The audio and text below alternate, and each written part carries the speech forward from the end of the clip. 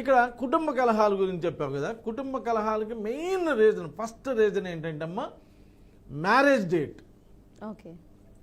Marriage date 5, 14, 23 తారీఖుల్లో పెళ్ళిళ్ళు అయితే 5, 14, 23 తారీఖుల్లో పెళ్ళిళ్ళు అయితే అమ్మా వీళ్ళే బయట ప్రపంచానికే ఆదర్శ దంపతులు.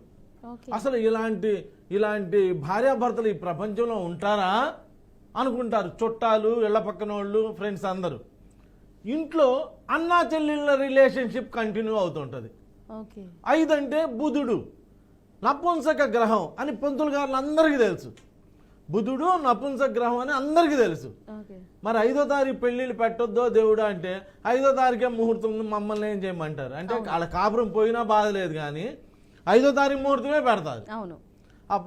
అలా అలా అలా ఎంతమందిని కానీ కొంతమంది మహాత్ములు కొంతమంది ఏం చేస్తున్నారు, వస్తున్నారు నా దగ్గరికి డైరెక్ట్గా వచ్చి అదిగోండి మీరు చెప్పినవన్నీ రాశాం సార్ ఇలా అని వాళ్ళన్నీ తెలుసుకొని వాళ్ళు జాగ్రత్తలు పడుతున్నారు. ఇప్పుడు కొంతమంది ఏంటంటే ఇంకా మొండిగా అదే ఉంది మమ్మల్ని ఏం చేయమని, అదే ఉంది అని మొండిగా వెళ్ళకూడదు సార్.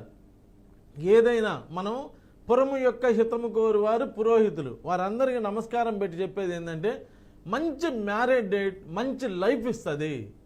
మ్యారేజ్ డేట్ బాగాలేకపోతే చాలా ఇబ్బందులు పడుతున్నారు. కాబట్టి ఈ గొడవలు, ఈ డిస్టర్బెన్సెస్ వీటన్నిటికీ మ్యారేజ్ డేటే కారణం. అంతకుముందు అబ్బాయి మంచోడనేగా పెళ్లి చేసేది, అమ్మాయి మంచిదని కనుక్కోనేగా పెళ్లి చేసేది.